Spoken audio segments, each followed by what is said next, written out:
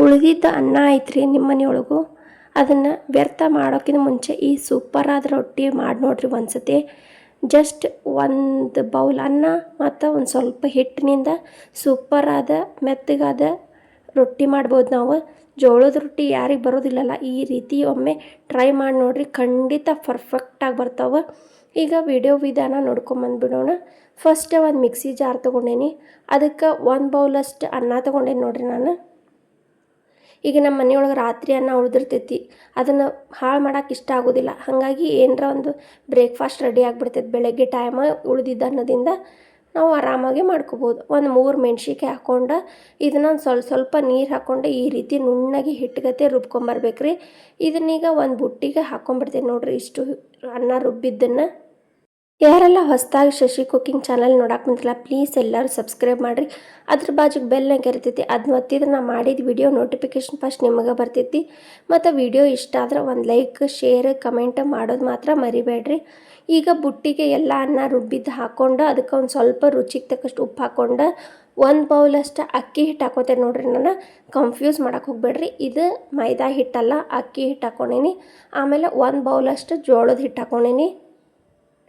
ನಿಮಗೆ ಜೋಳದ ರೊಟ್ಟಿ ಎಲ್ಲ ಮಾಲ್ ಒಳಗಾದ್ರೂ ಸಿಗ್ತೈತಿ, ಅಂಗಡಿ ಒಳಗಾದ್ರೂ ಸಿಗ್ತೈತಿ. ಈಗ ಉತ್ತರ ಕರ್ನಾಟಕ ಕಡೆ ಆದ್ರೆ ಯಾವಾಗಲೂ ಮನೆಯೊಳಗೆ ಸತತ ಜೋಳದ ಹಿಟ್ಟು ಇದ್ದೇ ಇರ್ತೈತಿ.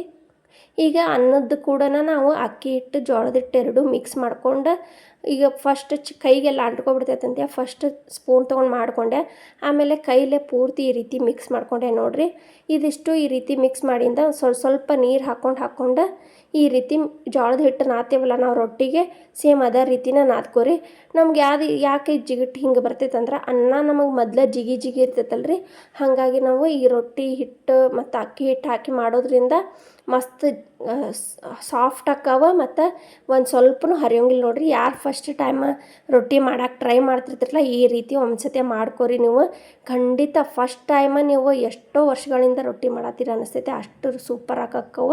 ಮತ್ತು ಅರ್ಧ ಗಂಟೆ ಒಳಗೆ ಒಂದು 15-20 ರೊಟ್ಟಿ ಆರಾಮಾಗಿ ಆಕ್ಕವ ನೋಡ್ರಿ. ಈಗ ಇದನ್ನಿಷ್ಟು ನೀರು ಹಾಕ್ಕೊಂಡು ಈ ರೀತಿ ಮಿದ್ದಿ ಇಟ್ಕೊಂಡ್ಯಾರಿ ರೊಟ್ಟಿ ನಮ್ಗೆ ಹೆಂಗೆ ಮಾಡಕ್ಕೆ ಬೇಕಲ್ಲ ಆ ರೀತಿ ಮಾಡ್ಕೊಂಡು.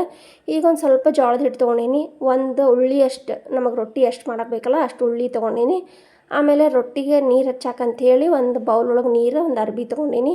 ಸ್ವಲ್ಪ ಕೈಗೆ ನೀರು ಹಚ್ಕೊಂಡು ಈ ರೀತಿ ಮಿದ್ಕೋಬೇಕ್ರಿ ಹಿಟ್ಟನ್ನ ನೋಡ್ರಿ. ಈ ರೀತಿ ಮಿದ್ಕೊಂಡು ನಮಗೆ ರೊಟ್ಟಿ ಅದಕ್ಕೆ ಕರೆಕ್ಟಾಗಿ ಬರೋಂಗೆ ಮಾಡ್ಕೋಬೇಕ್ರಿ. ಭಾಳ ಗಟ್ಟಿನೂ ಅಲ್ಲ, ಭಾಳ ತೆಳುವೂ ಅಲ್ಲ.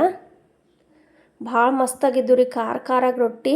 ಮತ್ತು ನಮಗೆ ಜೋಳದ ಹಿಟ್ಟು ಒಂದೊಂದು ಸತಿ ಕಪ್ಪಾಗಿರ್ತೈತಲ್ಲ, ಆ ಟೈಮ್ನಾಗ ಈ ರೀತಿ ಉಪಯೋಗ ಮಾಡಿರಿ ನೀವು. ಈ ಟ್ರಿಪ್ಸ್ ಯೂಸ್ ಮಾಡಿರಿ, ಭಾಳ ಚಲೋ ಆಕ್ಕವ ನೋಡ್ರಿ. ರೊಟ್ಟಿ ಬೆಳ್ಳಗೆ ಹೂವು ಆದಂಗೆ ಆಕ್ಕವು, ಮೈದಾ ಹಿಟ್ಟಿನ ರೊಟ್ಟಿ ಆದಂಗೆ ಆಗ್ತಾವೆ ಸೇಮ್ ನೋಡ್ರಿ. ಒಂದು ಸ್ವಲ್ಪನೂ ಹರಿಯೋಂಗಿಲ್ಲ, ನಾವು ಎಷ್ಟು ಬರಾಬರ ಲಟ್ಸಿದ್ರೂ. ನಾನು ಒಂದೀಟು ಕೈ ಬಿಡ್ಲಾರ್ದಂಗೆ ಲಟ್ಸ್ತೀನಲ್ಲ, ಈಗ ಒಂದೀಟು ಹರಿಯೋಂಗಿಲ್ಲ ನೋಡ್ರಿ, ಒಂದು ಅಂಟ್ಕೊಂಡಂಗೂ ಇಲ್ಲ ಕಲ್ಲಿಗೆ ನೋಡ್ರಿ. ಎಷ್ಟು ಚಲೋ ಆಗವಲ್ಲ, ಮಸ್ತಾಗ್ಯಾವ. ನೀವೇನರ ಈಗ ತೆಳ್ಳನ ರೊಟ್ಟಿದು ಮಾಡ್ತಿರ್ತಿರಲ್ಲ ಅವಾಗ ಅನ್ನೋದ್ರೂ ಮಾಡ್ಕೋಬೋದು, ಆದರೆ ಜಾಸ್ತಿ ದಿನ ಇಟ್ಟು ತಿನ್ನೋಂಗಿಲ್ಲ. 1 ವಾರ 15 ದಿನ ಅಷ್ಟೇ ಇಡ್ಬೋದ್ರಿ ಅವನ್ನ ನೋಡ್ರಿ. ಎಷ್ಟು ಚಲೋ ಆದವಲ್ಲ, ಒಂದು ಸ್ವಲ್ಪನೂ ದಂಡಿ ಹರಿದಿಲ್ಲ, ಕಟ್ಟಾಗಿಲ್ಲ, ಏನಿಲ್ಲ ನೋಡ್ರಿ. ಒಳಗೆ ನಾವು ಮೆಣ್ಸಿನ್ಕಾಯಿ ಹಾಕಿರ್ತೇವಲ್ಲ, ಹಾಗಾಗಿ ಉಬ್ಬೋದು ಒಂದು ಸ್ವಲ್ಪ ಡೌಟ್. ಅದು ಮೆಣ್ಸಿನ್ಕಾಯಿ ಹಾಕೋದ್ರಿಂದ ಅಲ್ಲಲ್ಲೇ ಒಂದು ಸ್ವಲ್ಪ ತೂತು ಬೀಳ್ಬೋದು. ಅದು ಬೇಕಂದ್ರೆ ನೀವು ಮೆಣ್ಸಿನ್ಕಾಯಿ ಹಾಕ್ಲಾರ್ದು ರುಬ್ಬೋದ್ರಿ. ಈಗ ರೊಟ್ಟಿ ಹಂಚು ಕಾದಿತ್ತು, ಅದ್ರ ಮ್ಯಾಗ ರೊಟ್ಟಿ ಹಾಕ್ಕೊಂಡು ಈ ರೀತಿ ನೀರು ಹಚ್ಕೊಂಡ್ಬಿಡ್ಬೇಕ್ರಿ. ನಾವು ರೊಟ್ಟಿ ಹೆಂಗೆ ಬೇಯಿಸ್ತೇವಲ್ಲ ಸೇಮ್ ಅದೇ ರೀತಿನ ಬೇಯಿಸ್ಕೋಬೇಕ್ರಿ ನಾವು. ಈಗ ಫಸ್ಟಿಗೆ ಗ್ಯಾಸ್ ಫ್ಲೇಮ್ ಜೋರಿಟ್ಟು ಹಂಚು ಕಾಸ್ಕೋಬೇಕು. ಈಗ ನೀರು ಹಚ್ಚೋಬೇಕಾರೆ ಗ್ಯಾಸ್ ಫ್ಲೇಮ್ ಸಣ್ಣ ಮಾಡ್ಕೊಂಡು ಈಗ ಸಾಕಿಂದ ಗ್ಯಾಸ್ ಫ್ಲೇಮ್ ಜೋರು ಮಾಡ್ಕೊಂಡು ಬೇಯಿಸ್ಕೋಬೇಕು ನೋಡ್ರಿ. ಈ ರೀತಿ ಒಂದು ಸ್ವಲ್ಪ ಆ ಕಡೆ ಈ ಕಡೆ ಒತ್ತಿ ಬೇಯಿಸ್ಕೋಬೇಕ್ರಿ ಇದನ್ನು ನೋಡ್ರಿ. ಎಷ್ಟು ಮಸ್ತಾಗ್ಯಾವಲ್ಲ ರೊಟ್ಟಿ, ಸೂಪರಾಗಿ ಬೆಳ್ಳಗೆ ಹಂಗೆ ಮೈದಾ ಹಿಟ್ಟಿನ ರೊಟ್ಟಿ ಕಣ್ಣಂಗೆ ಕಾಣತ್ತಾವ್ರಿ, ಅಷ್ಟು ಚಲೋ ಆಗ್ಯಾವ. ಅಕ್ಕಿ ಹಿಟ್ಟು, ಅನ್ನ, ಜೋಳದ ಹಿಟ್ಟು ಇದಿಷ್ಟು 3 ಪದಾರ್ಥದಿಂದ ಬೆಳಗ್ಗೆ ನಾಷ್ಟ ಅಥವಾ ಮಧ್ಯಾಹ್ನಕ್ಕೆ ಊಟಕ್ಕೆ ಸೂಪರಾಗಿ ರೊಟ್ಟಿ ಅನ್ನ ವೇಸ್ಟ್ ಮಾಡಲಾರ್ದ ಈ ರೀತಿ ಜೋಳದ ರೊಟ್ಟಿ ಮಾಡ್ಕೊಂಡು ತಿನ್ನಿರಿ ನೀವು.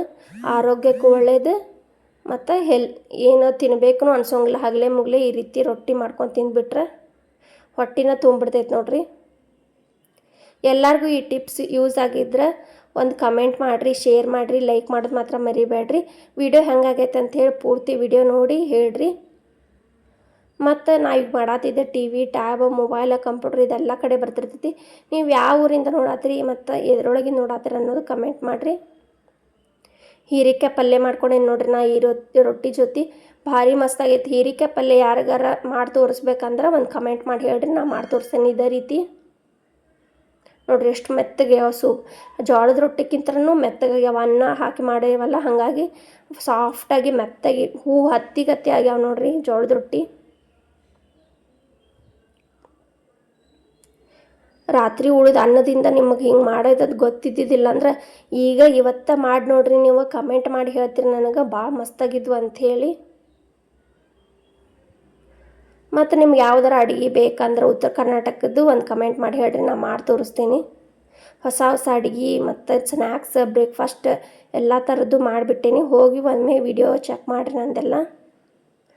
ಹೀರೆಕಾಯಿ ಪಲ್ಯ ಜೊತೆ ರಾತ್ರಿ ಉಳಿದ ಅನ್ನದಿಂದ ರೊಟ್ಟಿ. Thank you for watching. ಧನ್ಯವಾದಗಳು.